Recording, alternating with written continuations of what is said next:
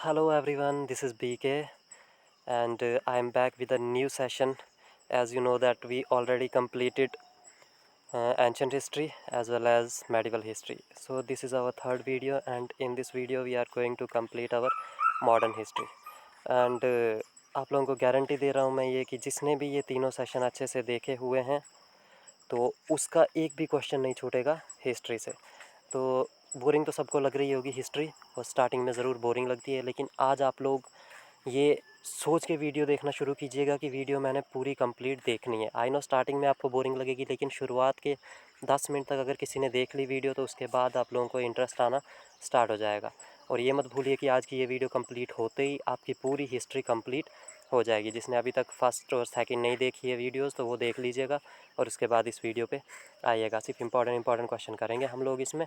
तो याद रखिएगा, बोरिंग सबको लगती है, लेकिन सिलेक्शन उसका होगा जो इस बोरिंग टॉपिक को भी अच्छे से पड़ेगा। और मैंने तो बिल्कुल ही कंसाइज रखा है सिलेबस, बिल्कुल ब्रीफ, जो एग्ज़ाम ओरिएंटेड क्वेश्चन है सिर्फ वही रखें, नहीं तो बहुत ज़्यादा टाइम लगता है हमारी हिस्ट्री कंप्लीट होने में। तो चलिए सेशन को स्टार्ट करते हैं। तो आज हम लोग स्टार्ट कर रहे हैं मॉडर्न हिस्ट्री। तो थोड़ा पहले से स्टार्ट थी मॉडर्न हिस्ट्री, लेकिन मैंने यहाँ से स्टार्ट की है क्योंकि क्वेश्चन यहीं से बनते हैं। तो सबसे पहले हम लोग पढ़ेंगे सिराजुद्दौला के बारे में। ठीक है, इनका सेशन इंपॉर्टेंट है थोड़ा। इनका जो रीन था बहुत ही इंपॉर्टेंट है। तो एक साल इनके रीन का हम लोग पढ़ेंगे 1756 से लेके 1757 तक। अब इनका टाइम क्यों इम्पोर्टेंट था? क्योंकि इन्होंने इंग्लिश फैक्ट्री का मतलब है यहाँ पे कि ब्रिटिशर्स की जो फैक्ट्री थी, ईस्ट इंडिया कंपनी की जो फैक्ट्री थी, ठीक है, कहाँ पे थी वो? कासिम बाज़ार में। इसने उस फैक्ट्री को सीज़ कर दिया था। ठीक है, कासिम बाज़ार में उस फैक्ट्री को इसने सीज़ किया था। कासिम बाज़ार में एक फैक्ट्री है, उसको इसने सीज़ किया था। ओके, उसके बाद इसने अटैक कर लिया था जो कि उस समय ब्रिटिशर्स रहते थे यहाँ पे, जिनमें से कि फोर्ट विलियम ने तो सरेंडर कर लिया। और कब किया था ये भी याद रखिएगा, ये डेट जो दिख रही है आपको, पूरी डेट ना याद हो तो 1956 फिर भी याद होना चाहिए आपको। लेकिन रॉबर्ट क्लाइव जो था उसने सरेंडर नहीं किया, उसने फ़ाइट किया इसके अगेंस्ट और इसने कैलकाटा पे कब्ज़ा कर दिया। और ट्रीटी ऑफ अलीनगर जो है वो इन्हीं के बीच में साइंड हुई थी, सिराजुद्दौला और रॉबर्ट क्लाइव के बीच में, 2 जैन 1757 में। ठीक है, ये भी आप लोग याद रखिएगा। तो इसके बाद नेक्स्ट इंपॉर्टेंट है बैटल ऑफ प्लासी। ये इंपॉर्टेंट बैटल्स में भी हमने पढ़ ली है। तो बैटल ऑफ प्लासी हुई थी 23 जून एंड 1757 में। ठीक है, उसके बाद मीर जाफ़र जो कि इसका सन इन लॉ था ना, इसका बेटा था, सॉरी, इसका बेटा था, वो आया। राज उसका स्टार्ट हुआ मीर जाफ़र का। ठीक है, लेकिन इसने क्या किया कि इसने ईस्ट इंडिया कंपनी जो थी उसको खुली छूट दे दी बंगाल, बिहार एंड उड़ीसा में ट्रेड करने की। फ्री ट्रेड कर सकते हो आप जहाँ मर्जी हो वहाँ पे। ठीक है, तो ये एक नेगेटिव इम्पैक्ट पड़ा इसका ये जो डिसीजन था इसकी वजह से। उसके बाद आया मीर कासिम। ये जो है ये सन इन लॉ था किसका? मीर जाफ़र का। ठीक है, इसका रीन इंपॉर्टेंट है क्योंकि इसने कैपिटल को शिफ्ट किया था मुर्शिदाबाद से मुंगेर। उसके बाद बैटल ऑफ बक्सर, ये भी इंपॉर्टेंट बैटल में पढ़ लिया, लेकिन फिर से रिवीजन हो जाएगी। तो जिस पे भी ये डबल स्टार लगे हुए हैं वो बहुत ही इंपॉर्टेंट है, तो वो आपने ज़रूर करने हैं। तो हुई कब थी? 1764 में। ठीक है, Mir Qasim, Sirajuddaula and Shah Alam two were defeated by Munro. तो हेक्टर मुनरो जो था उसने इन तीनों को हरा दिया था बैटल ऑफ बक्सर में। ठीक है, उसके बाद फर्स्ट एंग्लो मसूरी वार आ गई 1766 से 69 तक। इसमें हैदर अली ने ब्रिटिशर्स को हराया था और ट्रीटी ऑफ मद्रास भी साइन हुई थी। ये ट्रीटी क्यों साइन होती है? ये युद्ध रोकने के लिए ट्रीटी साइन होती है। इसमें कुछ कंडीशंस दोनों पार्टीज़ अपनी अपनी डालती हैं जो दोनों को मतलब ठीक लगे, तो उसके बाद ये ट्रीटी साइन होती है। ठीक है, तो ट्रीटी से आप लोग ज़्यादा कंफ्यूज मत होइएगा। देखिए, जैसे ही ये वॉर स्टॉप हुई, ये वॉर स्टॉप इसलिए हुई क्योंकि ये ट्रीटी साइन हुई इनके बीच में कि हाँ, कुछ डिमांड उनकी मान ली, कुछ उनकी मान ली, तो ट्रीटी साइन हो गई। उसके बाद आई सेकंड एंग्लो मसूरी वार, जो कि कब? 1780 से 84 तक। Treaty of Mangalore. ठीक है, ये 1784। देखिए इस बार भी यहाँ पे वार ख़त्म, और वार ख़त्म क्यों हुई? इस ट्रीटी की वजह से। ठीक है, और ये ट्रीटी किसने साइन की थी? टीपू सुल्तान ने साइन की थी इसके साथ। उसके बाद आपकी आ गई थर्ड एंग्लो मसूरी वार 1790 से 92 तक। Treaty of Srirangapatnam. ठीक है, ये किसके बीच में हुई थी? टीपू और कॉर्नवालिस, लॉर्ड कॉर्नवालिस जो था उस टाइम, उसके बीच में हुई थी ये ट्रीटी। उसके बाद फोर्थ एंग्लो मसूरी वार आ गई हमारी 1799 में। ठीक है, Lord Wellesley attacked and Tipu Sultan died. ठीक है, इस लॉर्ड वेल्सली ने किस पे अटैक किया? टीपू सुल्तान पे, और उसकी मौत हो गई इसमें। उसके बाद थोड़ा पंजाब के रिलेटेड हम लोग पढ़ लेते हैं। पंजाब में क्या था कि महाराणा रंजीत सिंह, याद रखिएगा इससे पहले थोड़ा सा उनके बारे में भी लिखा था, गुरु गोविंद सिंह जो कि 10th सिख गुरु थे। बस इससे ये याद रखिएगा कि गुरु गोविंद सिंह कौन से गुरु थे, 10th सिख गुरु थे। ओके, तो महाराजा रंजीत सिंह का रीन देख लीजिए 1792 से लेकर 1839 तक। ठीक है, इनका जन्म 1780 में हुआ था और कहाँ पे हुआ था ये भी ध्यान रखिएगा। उसके बाद इन्होंने लाहौर पे कब्ज़ा किया था, और भी बहुत सी जगहें थी, लेकिन सबसे पहले लाहौर पे 1799 में। तो उसके बाद कश्मीर हो गया, और भी बहुत सी जगहों पे इन्होंने कब्ज़ा किया था। तो इन्होंने क्या किया था कि लाहौर को कैपिटल बना लिया था अपना। ठीक है, कब्ज़ा करने के बाद लाहौर को कैपिटल बना लिया था। इनकी डेथ कब हुई थी? 1839 में। उसके बाद फर्स्ट सिख वार, ठीक है, एंग्लो सिख वार कब हुई थी? इसमें 1845 से 46 तक थी। सिक्स हार गए थे इसमें। ठीक है, 4 बैटल्स हुई थी इस टाइम पे एक साल में, लेकिन चारों में हार गए थे सिख। उसके बाद ट्रीटी ऑफ लाहौर हुई थी। ट्रीटी ऑफ लाहौर 1846 में। देखिए यहाँ पे बैटल ख़त्म, यहाँ पे ट्रीटी स्टार्ट। तो इसी ट्रीटी की वजह से ये वार ख़त्म हुई। ठीक है, सर हेनरी लॉरेंस जो है वो क्या बने? फर्स्ट रेजिडेंट, मतलब वो पंजाब में सेटल होने वाले फर्स्ट बन गए थे। और सेकंड एंग्लो सिख वार 1848 से 49 तक। ठीक है, Dalhousie, Lord Dalhousie. Doctrine of lapse आपने शायद अभी किया नहीं है, डॉक्ट्रिन ऑफ लैप्स इन्होंने ही दी थी, लॉर्ड डलहौजी ने। ठीक है, तो सेकंड एंग्लो सिख वार, ठीक है, तो इन्होंने पंजाब पे कब्जा कर लिया था लॉर्ड डलहौजी ने। ओके, फिर एक्ट ऑफ 1813, ये थोड़ा इंपॉर्टेंट है। Allowed one way trade for the Britishers. इसमें क्या हुआ था 1813 वाले एक्ट में कि यहाँ से रॉ मटेरियल ले जाते थे ये जो ब्रिटिशर्स थे, और उसके बाद वहाँ से वो मशीन से जो प्रोडक्ट्स तैयार होते हैं जो कि बहुत ही चीप होते हैं, तो मतलब सस्ते होते हैं, तो वो वहाँ से यहाँ लाते थे। इसकी वजह से बहुत ही नुकसान हुआ। जो कि हैंडमेड प्रोडक्ट्स बनाते थे इंडिया के, उसको बहुत ही ज़्यादा नुकसान हुआ, क्योंकि वो सस्ता मटेरियल होता था। यहाँ पे हैंडमेड बनाने में मेहनत ज़्यादा लगती, उसके प्राइस थोड़े ज़्यादा होते थे, तो इससे इंडिया की जो इंडस्ट्रीज़ थी उनको थोड़ा नुकसान होना स्टार्ट हो गया। 1813 में था ये। उसके बाद इंट्रोडक्शन ऑफ रेलवेज़ कब स्टार्ट हुई थी? 1853 में। ठीक है, और कहाँ से कहाँ तक वो अभी लिखा नहीं है, तो चलिए जल्दी से कमेंट कर दीजिए कि कहाँ से कहाँ तक फर्स्ट ट्रेन चली थी इंडिया में। तो जो जिनको आता है वो कमेंट कीजिए, बाकी मैं आपको 5 मिनट के बाद ये बता दूंगा। ठीक है, और उसके बाद introduction of post and telegraph, ठीक है, ये भी 1853 में ही हुआ था। बैंकिंग सिस्टम, जो पहला बैंक अवध कमर्शियल बैंक 1881 में स्टार्ट हुआ था। उसके बाद industries came into existence. Tata iron and steel company जो कब है? 1907 में स्टार्ट हुई थी। ओके, तो उसके बाद ड्रेन ऑफ वेल्थ, देखिए ये इसी साल जो अभी CHSL का पेपर हुआ, उस CHSL के पेपर में ये क्वेश्चन आपसे पूछ लिया गया था। ड्रेन ऑफ वेल्थ थ्योरी किसने दी थी? ये किसने दी थी? दादा भाई नारोजी ने। दादा भाई नारोजी ने अपनी बुक, उनकी बुक का नाम भी पूछ लेते हैं, poverty and un British rule in India. ठीक है, ये दादा भाई नारोजी ने ये बुक लिखी है, poverty and un British rule of India. इसमें उन्होंने ड्रेन ऑफ वेल्थ के बारे में बताया है। और RC दत्ता की बुक कौन सी है? Economic history of India. ठीक है, इन्होंने भी ब्रिटिशर्स को ही ब्लेम किया था, जो भी इंडिया की इकोनॉमिक कंडीशन ख़राब हुई थी उसके लिए। उसके बाद आ गया रियोतवारी सिस्टम, महलवारी सिस्टम, ये कुछ सिस्टम थे, लेकिन इंपॉर्टेंट रियोतवारी सिस्टम है। ठीक है, इसमें ये कब हुआ था इंट्रोड्यूस और कहाँ हुआ था? बॉम्बे एंड मद्रास में 1820 में। ठीक है, थॉमस मुनरो, ठीक है, कौन था उस टाइम? थॉमस मुनरो जो था governor of Madras, and Charles read recommended it, इन्होंने रिकमेंड किया था। इसमें क्या था कि जो कल्टीवेटर्स होते थे, इनको रियोट्स बोलते थे, RYOT। ठीक है, उनको कल्टीवेटर्स को बोलते थे ये। ठीक है, उनमें और जो वो उनका सामान खरीदते थे या एक्सपोर्ट करते थे, उनके बीच में एक एग्रीमेंट हुआ था। ठीक है, एक सेटलमेंट हुई थी, तो वो था रियोतवारी सिस्टम। उसके बाद सोशियो रिलीजियस मूवमेंट्स, तो इनको मैंने एक्सप्लेन नहीं किया है, ये मैंने अलग से आपको ऑलरेडी भेज दिया है ग्रुप में। ठीक है, सोशियो रिलीजियस मूवमेंट ये था वो, जैसे ब्राह्मण समाज किसने फाउंड किया था, कब किया था, कहाँ किया था? आर्य समाज किसने फाउंड किया था, कब किया था, कहाँ किया था?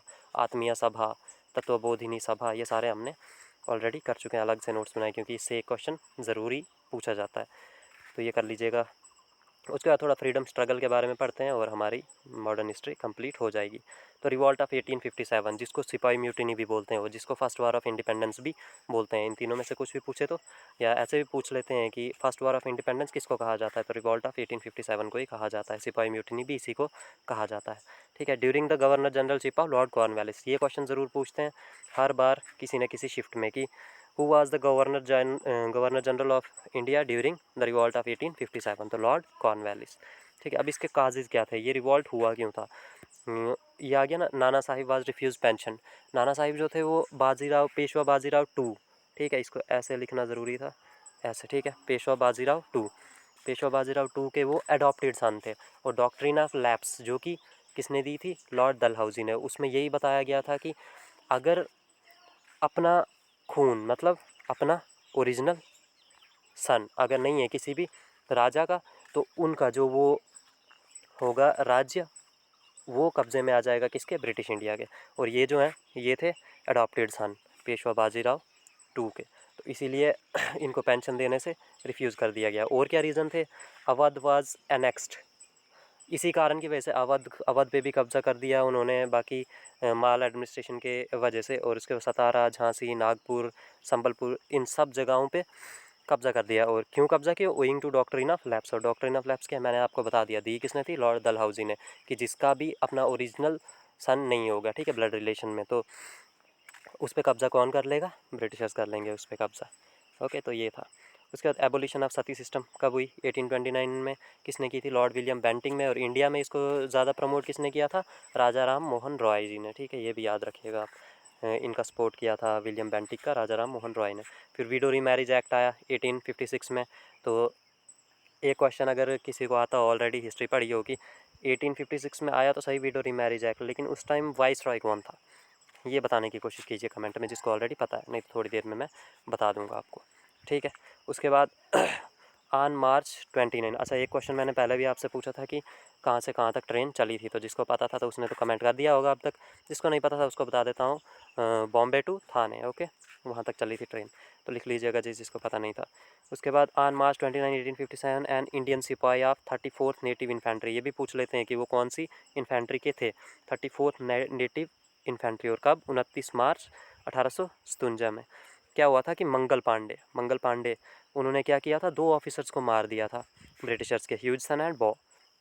कहाँ पे, बैरकपुर, जो कि कैलकाटा के नज़दीक में था, उनको मारा था मंगल पांडे जी ने। इंपॉर्टेंट बुक्स, 1857 रिवॉल्ट को लेके कुछ इंपॉर्टेंट बुक्स आई हैं जो कि हर बार पूछते हैं, तो इस बार भी CHSL में ये पहली वाली पूछ ली है। The first war of independence book किसने लिखी है, तो कार्ल मार्क्स जी ने लिखी हुई है ये।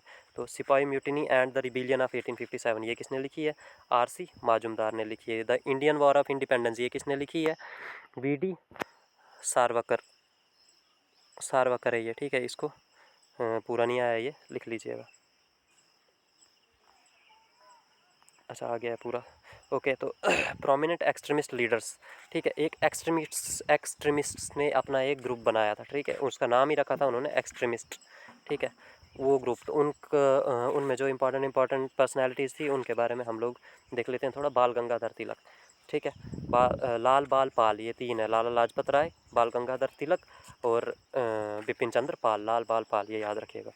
तो उसके बाद लोकमान्य तिलक, ठीक है, बाल गंगाधर तिलक जी को लोकमान्य भी कहा जाता था। इन्होंने 2 न्यूज़पेपर लॉन्च किए। ये जो न्यूज़पेपर है ना, ये एक क्वेश्चन ज़रूर आता है, तो ये न्यूज़पेपर जिसके वही बताऊंगा मैं, तो वो इंपॉर्टेंट रहेंगे, वो आप लोग याद रखिएगा। इन्होंने 2 न्यूज़पेपर स्टार्ट किए, केसरी जो कि मराठी में, और मराठा जो कि इंग्लिश में, ठीक है।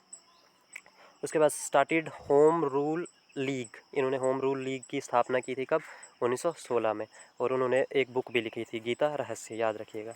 और इस जिस पे देखिए ट्रिपल स्टार है, ये मोस्ट इंपॉर्टेंट है, हर बार पूछा जाता है। तो इन्होंने क्या बोला था, इन्होंने बोला था Swaraj is my birth right and I will have it, ठीक है, ये इन्होंने ही बोला था।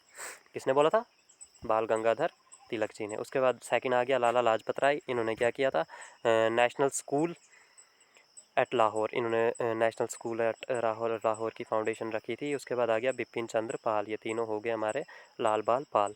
तो बिपिन चंद्र पाल ही फाउंडेड इंग्लिश वीकली, ठीक है, इन्होंने भी इंग्लिश वीकली जो मैगज़ीन टाइप है वो जिसका नाम था न्यू इंडिया, ठीक है, वो इन्होंने स्टार्ट की थी। ही फाउंडेड वंदे मातरम, तो वंदे मातरम बिपिन चंद्र पाल ने फाउंड किया था। उसके बाद सर औरबिंदो घोष, ठीक है, तो इन्होंने ICS पास किया था, और वो भी रिकॉर्ड मार्क्स के साथ। जो UPSC है ना इस टाइम, उसको पहले ICS बोला जाता था, ठीक है, तो इन्होंने वो पास किया था। स्टार्टेड बंगाल डेली, इन्होंने कौन सा न्यूज़पेपर स्टार्ट किया, बंगाली डेली, जिसका नाम क्या रखा, जुगांतर। उसके बाद पार्टीशन ऑफ बंगाल 1905 में हुई थी, याद रखिएगा। और बाइकआउट एंड स्वदेशी मूवमेंट, ये दोनों मूवमेंट्स 1905 से 1908 तक चली थी, ये भी याद रखिएगा। उसके बाद आ गया मुस्लिम लीग, 1906 में इसकी स्थापना हुई थी मुस्लिम लीग की। दिसंबर 1906 में। All India Muslim league was set up by, किसने की थी? नवाब शाह सलीमुल्लाह। कहाँ पे? ढाका में।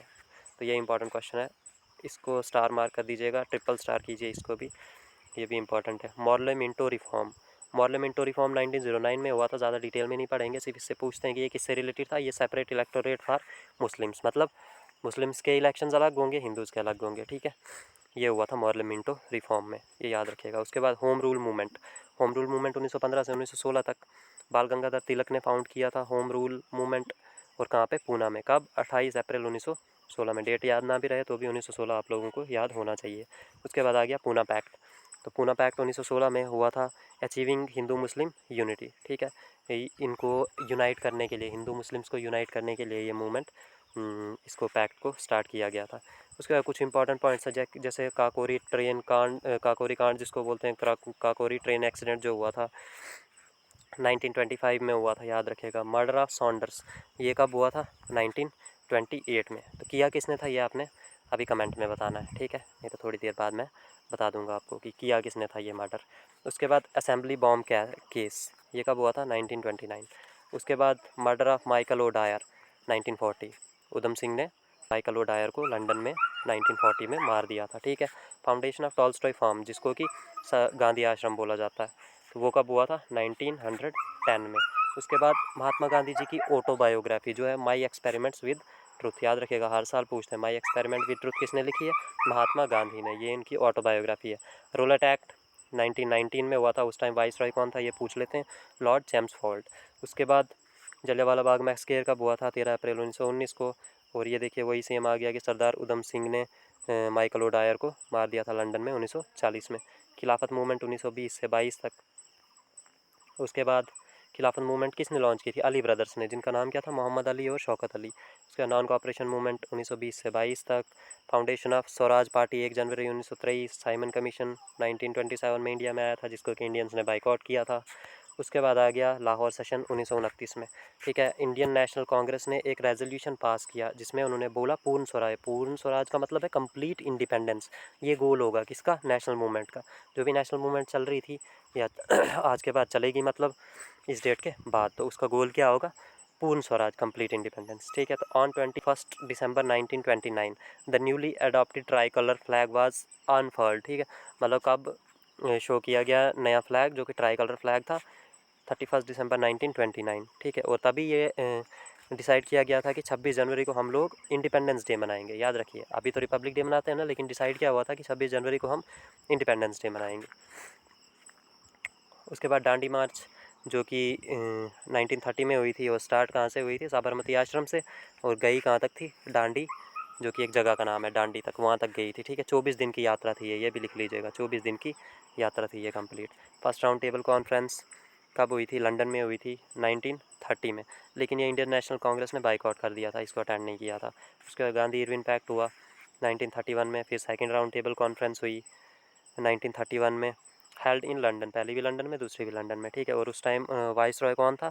लॉर्ड विलिंगडन था, ये भी याद रखिएगा। तो गांधी जी ने इसको अटेंड किया था इंडियन नेशनल कांग्रेस के बिहाफ पे। उसके बाद थर्ड राउंड टेबल कॉन्फ्रेंस कब हुई? 1932 में। तो ये भी फ्रूटलेस ही साबित हुई, कोई फ़ायदा नहीं हुआ इसका। उसके बाद क्रिप्स मिशन कब आया? 1942 में। क्विट इंडिया मूवमेंट, ये भी 1942 में।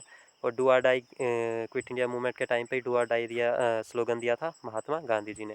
फिर मदर टेरेसा का नोबल पीस प्राइज़ मिला था 1979 में, और भारत रत्न मिला था 1980 में, ठीक है। भोपाल गैस ट्रेजेडी कब हुई थी? 1984 में। तो मिथाइल आइसोसाइनेट एक गैस थी जिसमें ब्लास्ट हुआ था, तो बहुत सारे इसमें लोगों की जान गई थी, तो इसको अभी उतनी डिटेल में नहीं पढ़ेंगे। फिर इग्नो कब एस्टेब्लिश हुआ था? तो ये 1985 में हुआ था। उसके बाद मोबाइल फ़ोन और इंटरनेट सर्विस इंडिया में कब स्टार्ट हुई थी? 1995 में। उसके बाद कुछ इंपॉर्टेंट सेइंग्स, ये तो हर साल पूछते ही हैं, तो ये इतना सा जो है ये पूरा आपको याद होना चाहिए। बैक टू वेदास किसने बोला था? दयानंद सरस्वती जी ने। डू आर डाई अभी पढ़ा, एम के गांधी। क्विट इंडिया यूसुफ मेहरा अली ने बोला था। धर्मचक्र परिवर्तन महात्मा बुद्धा ने बोला था। Give me blood and I will give you freedom Subhash Chandra Bose ji ने बोला था। कुछ मिसलेनियस इंपॉर्टेंट पॉइंट्स जो हैं, इसके बाद ख़त्म हो जाएगा। Prohibition of Sati 1929, Lord William Bentinck, और इनको सपोर्ट किसने किया था? राजा राम मोहन रॉय ने, वो भी पूछ लेते हैं, याद रखिएगा। डॉक्ट्रिन ऑफ लैप्स हमने पढ़ लिया कि अगर राजा का अपना कोई बेटा नहीं है तो वो ब्रिटिशर्स उस पर कब्ज़ा कर लेंगे। ठीक है, विडो रीमैरिज एक्ट 1956, तो ये मैंने आपको सेकंड क्वेश्चन तब पूछा था कि कौन था उस टाइम वाइस रॉय, तो लॉर्ड कैनिंग था उस time vice Roy. Morley reform 1909 में, लॉर्ड मिंटो टू उस टाइम वाइस रॉय था। मॉर्ले रिफॉर्म में क्या हुआ था वो मैंने आपको ऑलरेडी बता दिया है। तो मॉन्टेग्यू चेम्सफोर्ड रिफॉर्म 1919, ठीक है, इसमें डायरकी इंट्रोड्यूस हुई थी, डुअल सिस्टम ऑफ गवर्नमेंट बोलते हैं जिसको।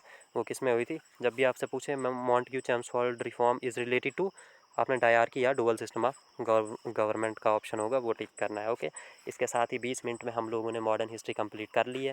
तो वीडियो को लाइक ज़रूर कीजिए और फर्स्ट टाइम आए हैं तो चैनल को सब्सक्राइब कीजिए।